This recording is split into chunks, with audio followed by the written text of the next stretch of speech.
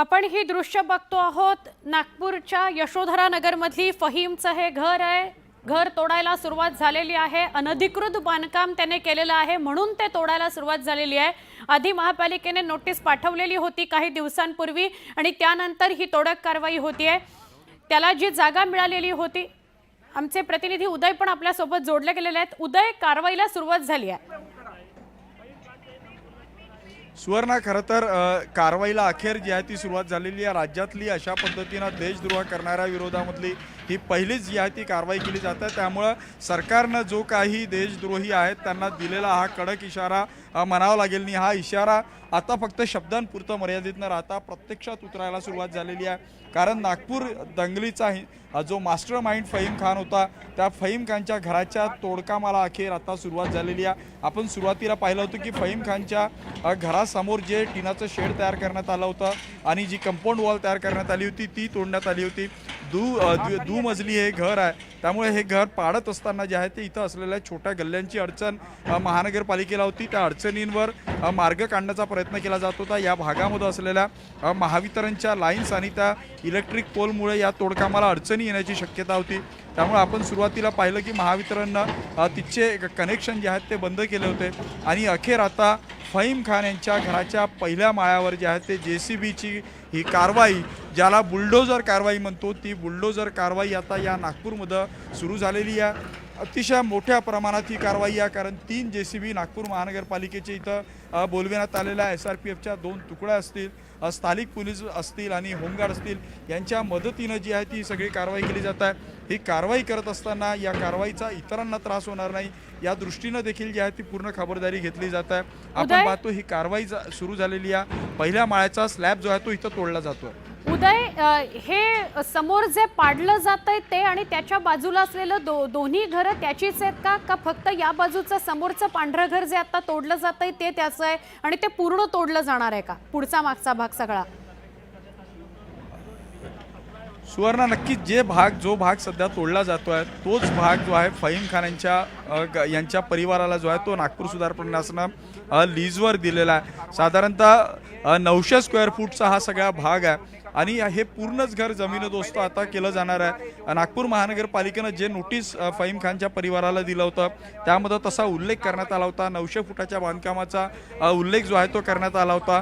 खरं तर हे लीजवर दिलेली जागा आहे सरकारकडून, मध्यमवर्गीय जे गरीब लोक असतात त्यांच्यासाठी दिलेली जागा आहे आणि तिथं अशा पद्धतीचं दुमजली बांधकाम जे आहे ते फहीम खान यांच्या परिवाराकडून करण्यात आलं होतं। मजबूत स्वरूपाचे बांधकाम होतं आणि हे बांधकाम आता काढायला सुरुवात झालेली आहे। ज्या पद्धतीने ज्या आवेगाने ही सगळी कारवाई केली जात आहे त्यावरून हे पूर्ण बांधकाम पुढच्या तासाभरामध्ये जे आहे ते नागपूर महानगरपालिकेकडून नष्ट केलं जाईल असं दिसतंय, कारण 3 JCBच्या माध्यमातून ही कारवाई होणार आहे। पहिल्या माळ्यासाठी जे आहे ते मोठ्या क्षमतेचा JCB इथं मागविण्यात आला होता आणि त्या JCBनं ही कारवाई सुरू केलेली आहे। पहिल्या माळ्याचा जवळपास 10 ते 15% स्लॅब जो आहे तो पाडण्यात आलेला आहे आणि रूमच्या ज्या भिंती आहेत त्या देखील आता इथं पाडल्या जातात। त्यामुळं फहीम खान यांचा पूर्ण घर इथं नागपूर महानगरपालिकेकडून जमीनदोस्त केलं जाणार आहे।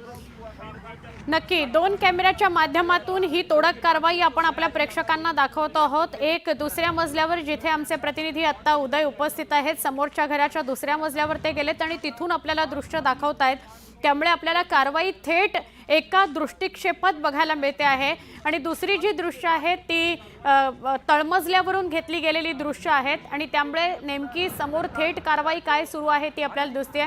खूप मोठ्या प्रमाणात धूळ उडती आहे कारण तोडक कारवाई सुरू झाली आहे, म्हणून कॅमेरा 2 जो आहे तिथे तुम्हाला थोडीशी दृश्यमानता कमी दिसेल, पण कॅमेरा 1 मधून तुम्हाला बघायला मिळेल घराच्या म्हणजे या तोडक कारवाईच्या बरोबर समोर असलेलं जे घर आहे तिथे आमचे प्रतिनिधी उदय आहेत आणि तिथून आपल्याला ते दृश्य दाखवतायत।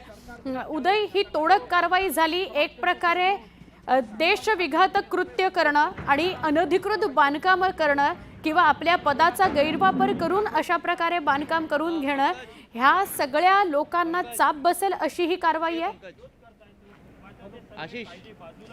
खरं तर अशा पद्धतीच्या बुलडोजर कारवाईची परंपरा जी आहे ती उत्तर प्रदेशमध्ये सुरू झाली होती। उत्तर प्रदेशमध्ये ज्या पद्धतीने असे दंगलखोर असतात किंवा देशविघातक कृत्य करणारे लोक असतात त्यांच्या घरावर थेट बुलडोजर चालविण्याची ही कारवाईची परंपरा जी आहे ती उत्तर प्रदेशमध्ये सुरू झाली होती। महाराष्ट्रामध्ये अशा पद्धतीची कारवाई जी आहे ती केली जात नव्हती. मात्र आता महाराष्ट्र सरकारनं देखील देशविघातक कृत्य केलं जाणार असेल तर त्याची कुठल्याही पद्धतीनं गय केली जाणार नाही. कारण मध्ये मुख्यमंत्र्यांनी सांगितलं होतं की जे काही नागपूरमध्ये दंगल झाली आणि त्या दंगलीमुळं जे काही नुकसान झालं होतं त्या नुकसानीची भरपाई या दंगलखोरांकडून केली जाणार होती. वेळप्रसंगी त्यांची घरं देखील जप्त केली जाणार होती आणि बुलडोजर चालवलं जाणार होतं. मुख्यमंत्र्यांनी जे काही बोललं त्याच्या 48 तासाच्या आत ही कारवाई जी आहे ती नागपूरमध्ये सुरू झालेली आहे. त्यामुळे आता महाराष्ट्रामध्ये हा नवा बुलडोजर पॅटर्न या निमित्तानं जो आहे तो आता मुख्यमंत्री देवेंद्र फडणवीस यांना लागू केला असं म्हणावं लागेल. कारण मुख्यमंत्री या शहरातून येतात, राज्याचं गृहमंत्रीपद त्यांच्याकडे आहे आणि इथून पुढं जर असा दोन जातीत तेढ निर्माण केली जात असेल, देशाच्या सुरक्षेच्या बाबतीत किंवा देशातल्या लोकांची डोके भडकवली जात असेल तर त्यांना कुठल्याही पद्धतीनं सोडलं जाणार नाही. त्याच्यावर कठोरात कठोर कारवाई मग ती न्यायालयाच्या माध्यमातून तर केलीच जाईल. मात्र जर अशा पद्धतीनं अवैध बांधकाम केलं जात असेल, नियमबाह्यपणानं प्लॉट जर शासकीय प्लॉट मिळवले जात असेल तर त्याच्या विरोधात सरकारची इथून पुढं काय रणनीती असेल ती रणनीती दाखवणारी ही सगळी दृश्य आहे असं म्हणावं लागेल. राज्यातल्या देवेंद्र फडणवीस सरकारचं आता नवं मिशन काय हे या निमित्तानं समोर येतं. नक्की याला दोन संदर्भ आहेत असं म्हणता येईल का? पहिला एक संदर्भ बीडचा, बीडमध्ये सुद्धा खोक्या भोसले जेव्हा आरोपी निश्चित झाला त्यानंतर त्याच्या घरावर सुद्धा तोडक कारवाई करण्यात आली होती, जर त्याने पण अनधिकृत बांधकाम केलं होतं एक. आणि दुसरा संदर्भ असा की या अनुषंगानं देवेंद्र फडणवीसांचं नाव खराब करण्याचा, त्यांच्यावर धब्बा लावण्याचा प्रयत्न झाला म्हणून सुद्धा ऍक्शन मोडवर आलेलं आहे का सरकार? नक्कीच सुवर्णा, तुम्ही जे दोन संदर्भ दिले ते दोन संदर्भ जे आहेत ते अतिशय महत्त्वाचे आहे. मात्र बीडमध्ये जी कारवाई झाली होती ती दोन जातीत तेढ निर्माण करणारी नव्हती. नागपूरमध्ये जे काही दंगल झाले होते ते दोन जातीमध्ये, धर्मामध्ये तेढ निर्माण करणारे होते. या सगळ्या प्रकरणामध्ये जे आहे ते थेट देशद्रोहाचा गुन्हा जो आहे तो दाखल करण्यात आला होता. या सगळ्या घटनेचे तार जे आहेत ते विदेशात जुळू शकतात असे देखील काही पुरावे पोलिसांच्या समोर आले होते. त्यामुळे मला असं वाटतं की बीडपेक्षा ही कारवाई वेगळी असेल. दुसरा प्रश्न तुमचा जो होता त्या प्रश्नाला देवेंद्र फडणवीस खरं तर याआधी राज्याचे मुख्यमंत्री, गृहमंत्री राहिलेले आहेत. त्यांची एक स्वतःची छवी होती.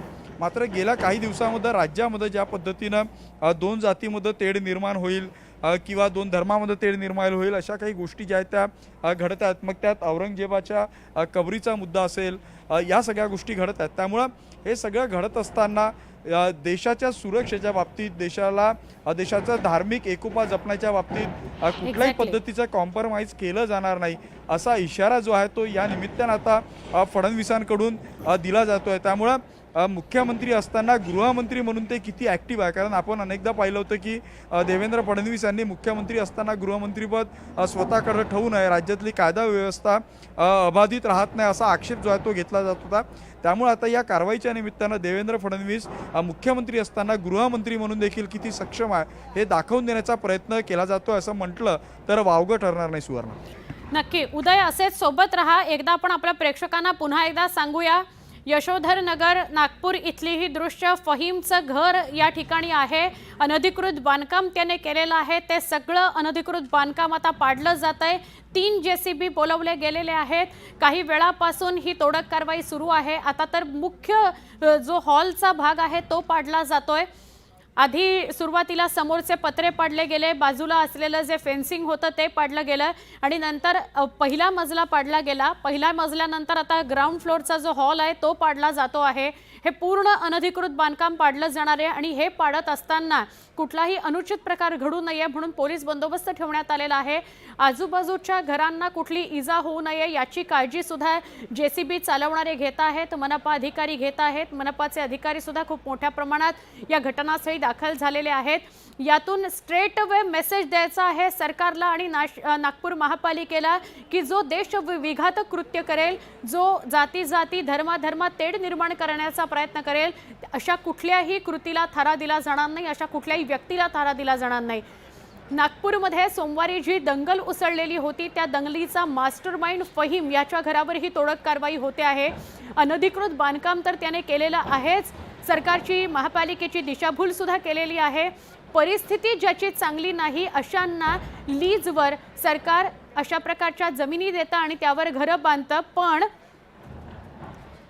त्यात सुद्धा खोटं बोलून ही जमीन घेतली गेली आहे असाच विषय समोर येतो आहे।